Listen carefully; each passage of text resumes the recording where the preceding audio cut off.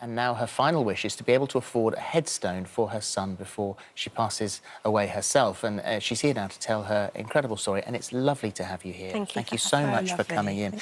This all started... Well, you don't do social media. I don't do so, very little. You posted a comment on Facebook, which our team spotted, and you said, "I love the royal family. I've worked all my life and paid my taxes. I've stopped working due to terminal cancer, lost my house because of this, and my son died last year, and I can't afford a gravestone after spending every last penny on his funeral. I don't feel my taxes should have gone on their house. I don't even have my own home anymore. I'm trying to stay alive long enough to make sure my 24-year-old son gets his grave marked. I just find it hard when I leave flowers and his name isn't there." And for someone who doesn't go viral or doesn't do any sort of social media, you went viral and your mum thought you were going to end up in the Tower. She's 91 and very worried that I'm going to end up in the Tower, but I did point out I started with I love the royals. You love the royals. And I do love the royals. And so this has been the most heartbreaking story for you. When did you first notice the lump?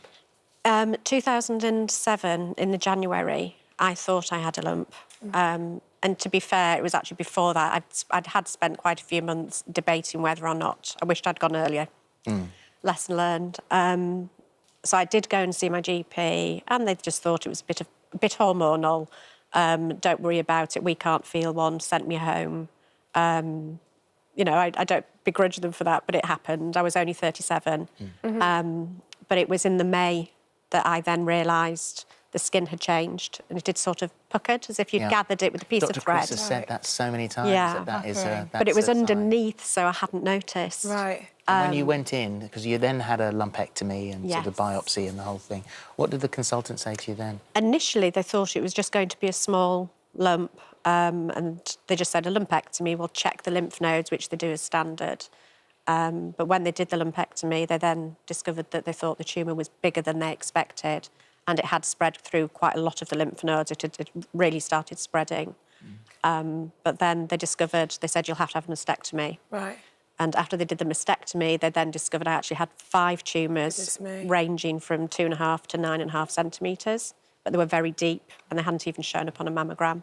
So then what sort of treatment then did you undertake then at that point? I went straight into chemo. Well, I had the mastectomy and then I had the other side taken as well because it was likely to go to the other side. So I had a double mastectomy, chemotherapy, and then radiotherapy. And I tried to keep working as much as I could so as not to let people down. You're a music teacher? A music teacher, yes, I was, yes. So you're playing the Nativity and had to go off and be sick and then come back yes, again? Yes, I was playing for a Nativity. I'd had the radiotherapy in my lunch hour and Mary was singing her solo at Christmas and I looked at the script and thought, if I can get through this, I can go and be sick. Oh, good luck. And then get back to the piano before she, you know... Well, all of that gruelling chemotherapy and the radiotherapy that came after that, and then you've got 5 years and you're in remission and thought, wow, you know, we're out of the woods here. Yes. 5 years later, the red flag goes up again. Yes, I hadn't been feeling very well. I'd gone back to the GP 2 or 3 times and said, I'm not feeling good. It's not like me. I was fit and well pretty much through my original chemotherapy.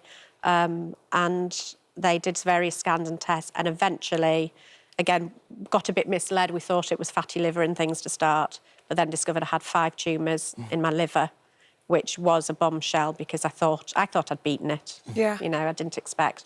And from then on in, it was pretty much you're on palliative care. Yeah. Which is quite a frightening word because you immediately think, how long have I got? Of course, You know, of course. Do you know how long you've got? Well, they don't know now because my margins kept changing. My original diagnosis, because it was spreading, it had been commented by one of the doctors, you're unlikely to hit 40. I was 50 in February, so I'm quite proud of myself with that. Well done. In 2013, I asked the question again, and they said, in similar cases, we could be looking at 12 to 18 months, because it had also spread to a little bit to my ribs and spine. Well, at the same time as you're going through this as a family, Michael, who was 16 at the time, wasn't he? Yes, you noticed that he had prominent shoulder blades and he'd been complaining, didn't want to bother you because... Yes, you know, he didn't tell boy. me. Yes. Yes. And he was then diagnosed with scoliosis. Yes. which affected sort of everything, affected his life. I mean, he's on medication, became a bit of a hermit, really. Yes, he literally became quite a recluse. He had to have very major surgery. He didn't get the surgery till he was about 18. And they inserted 2 metal rods right from his neck, right down to his spine, right down to the base of his spine, and lots of screws. He was in a lot of pain. Turned out he was allergic to the pain relief, so really struggled. But it didn't work. Then a few years later, he had to have it all extended. So he, and after that, he carried on, though. He did an Open University course. He was doing it from his bedroom, studying pure maths and artificial intelligence. Very clever young man. But he struggled from then on in, but didn't make a fuss because he used to worry more about me than himself. Oh, sure, his mum. Yes. Yeah. And then you had a big party for your daughter, and he didn't come to that party, and you said we'll bring you some pizza back. Yes, it was my youngest daughter's 21st. We went out for a meal the day after her birthday, and I said to him, I always invited him. I knew he'd never come. He didn't socialise much, and I said, I'll bring you a pizza back, son. And I came home, walked up the stairs, knocked on his door, said, I've got your pizza, and he was sat tucked up in bed, sitting up still with his hands under the covers, and I knew straight away he'd gone. Yeah. Goodness me.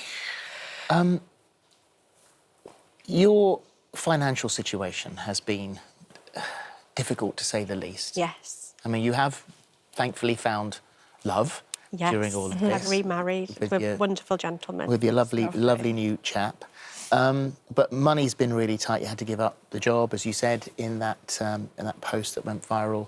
The house. I lost I'd had my own house since I was in my 20s. I'd done the right thing, gone to university, got my degree, become a teacher. Really earned everything for myself, and had a house. But that's the other side of cancer.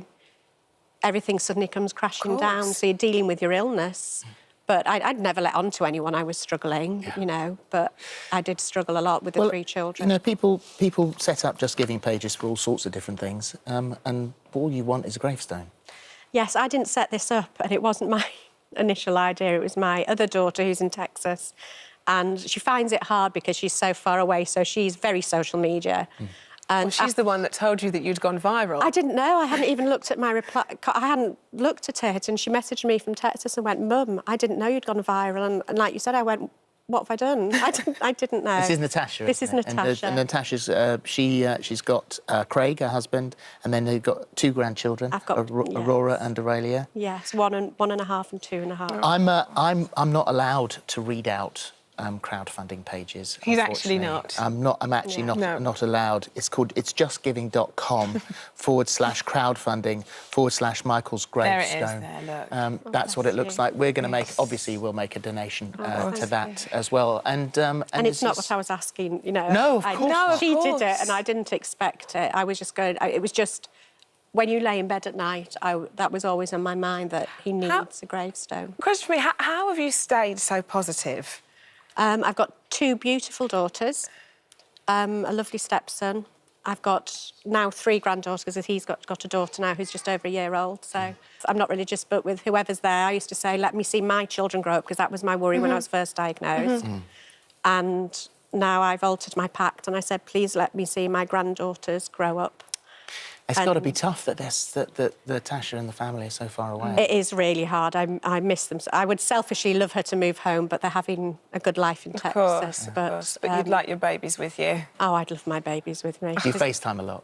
They do. I'm not very good at it. Again, I'm not good at all this, but they FaceTime my youngest daughter, Felicity, which is great. And, the eldest at 2.5, she knows that. It's nice because they can recognise you. When was the last time you saw your grandchildren? They surprised me at Christmas, because they knew it was going to be hard, because it was the first Christmas without Michael, and I didn't know. I didn't know how I was going to get through it. And I was in the kitchen cooking. My youngest daughter had found out the week before, but apparently they'd planned it from the August, and they came past the window. We live in the middle of nowhere, and I was, who are these people, the burglars? Who's coming past? And I couldn't even get the door open. So I haven't seen them since Christmas. Well, it always helps to keep your door open, because you never know who's going to walk through it. And actually, that extends to our kitchen door right now. Look at that door. No. didn't have any... Beautiful! Have you done that so quickly? How did you do it? Welcome, all of you. Hi. How lovely to see you, Natasha, Craig, Aurora, and Aurelia. How beautiful are these girls? How lovely How to did see you have this quiet? Well, a minute ago I did think it was going to be blown because I could hear some little We could baby hear them, voices yeah. out there. No, are these not the most beautiful children in the Come world? over, Felicity. Where's Felicity? In you come, Felicity. Did you know? Did you know? Oh, did you? How have you got over so quickly? Those as well. There you go. Goodness, coming. How are you? Come and sit by the side of Mum. Bliss. Now I can see your beautiful face. Oh, my word, I can't believe you've done this. We've organised lunch for you all, so you can all go out for lunch. How have you done it? How lovely to see you. Aren't they beautiful? They're beautiful. gorgeous. They are absolutely gorgeous. How are you? There you go. You okay? You're right. You didn't know either, sorry. And this is the pleasure of FaceTime, you see, because they speak to you and they recognise you. Yeah. Well, this is real FaceTime now. Real FaceTime. Gosh, We're all a bit naughty, aren't we? But what a lovely surprise. From I a only made post a on little. Facebook, I only eh? made Here a we silly go. little. I didn't feel very well. I'd had chemotherapy. Made a little comment, and it's not just about me. It's people often say, "How are you feeling?" or "How are you doing?" But they don't. There's a bigger picture, and there's so many people struggling with it. This is the best hug I've ever seen. It's a long Honestly, that is the best hug. Look at this beautiful face. Hello there. Hiya. You haven't seen Granny since Christmas. We're going to let you go now. Yes. And Thank you. tea or a cup of time. coffee. Go and sit in the green room and go and catch up. And good luck with that Just Giving page. I don't think you're going to have much of a problem Absolutely with that. not. What are Thank you you trying so to much. raise? How much are you trying Well, to I raise? think I've looked into them and they're about £1,000 or something for a gravestone. And people have said to me before, you can get one on credit. And I said, but if I died, I wouldn't want to leave my family with that responsibility. I don't think you'll have it. I don't think you have a problem. It's lovely Thank to you meet you so all. much. Welcome. Have a lovely, lovely week. Flight over okay? As good as it can be, yeah. Yeah. With two little ones, right? Thanks, guys. Thank you. Enjoy. Thank you. Enjoy. Have a lovely lunch as well. Thank Thank you. you very much.